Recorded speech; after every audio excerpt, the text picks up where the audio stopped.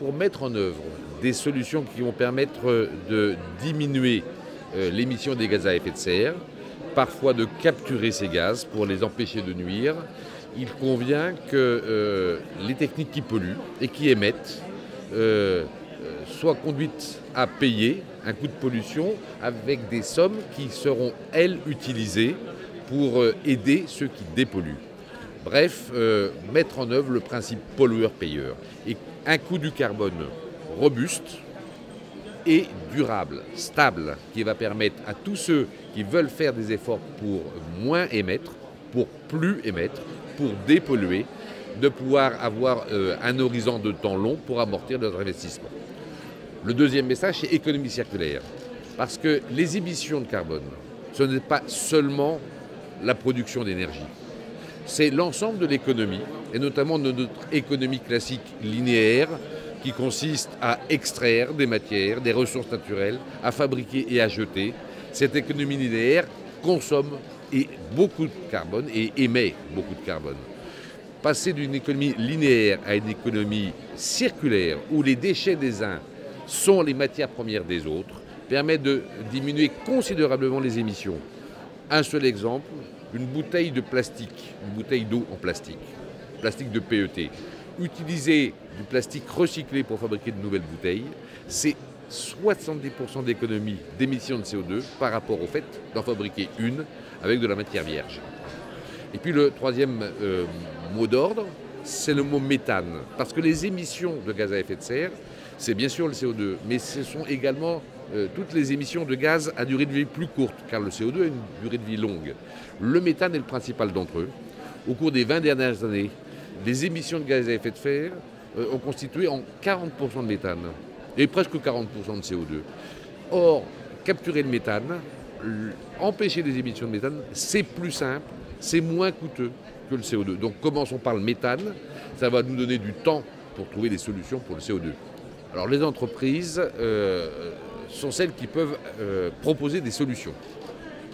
Elles proposent des solutions techniques, des solutions d'organisation, des solutions de coopération, et puis elles fournissent des innovations. Parce que cette économie à bas carbone, cette économie qui va permettre de diminuer les émissions, de les capturer, cette économie circulaire, elle ne peut pas se faire sans changer les process industriels de production. Il faut les faire évoluer, donc il faut innover.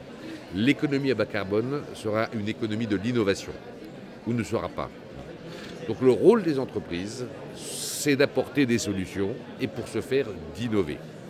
Bien évidemment, pour que ces solutions trouvent une équation économique, les entreprises seules ne peuvent pas résoudre le problème, car il leur faut aussi un cadre législatif, un cadre réglementaire, un cadre politique. En cette matière, comme en beaucoup d'autres, primauté de l'économie, mais primat du politique.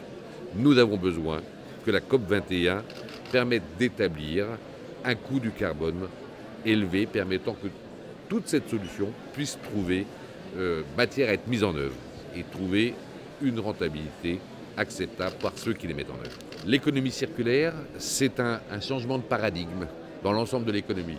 Ça ne concerne pas seulement les entreprises qui produisent de l'électricité, ni même seulement les entreprises énergétiques, ça concerne l'ensemble des entreprises de la production économique de biens comme de services.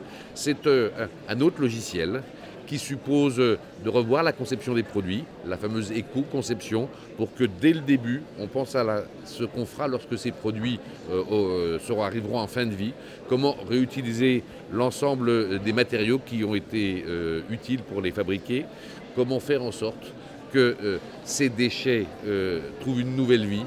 Bref, les matières premières, les ressources naturelles, bien sûr celles qu'on extrait des mines, mais également l'eau, voire même également les molécules de carbone.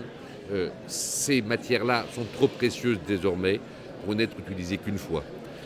Et donc l'économie circulaire est la clé pour abaisser et décarboner considérablement l'économie. J'ai évoqué tout à l'heure l'exemple du plastique PET, 70% de diminution des émissions de gaz à effet de serre, mais ce serait un chiffre encore supérieur pour le recyclage des métaux. Et encore un chiffre supérieur si on voulait recycler l'ensemble des matériaux qui se trouvent dans les appareils électroniques. Je pense bien sûr au plastique dur, mais également aux terres rares ou aux métaux rares qui se trouvent dedans. Donc l'économie circulaire, c'est la clé pour décarboner l'économie.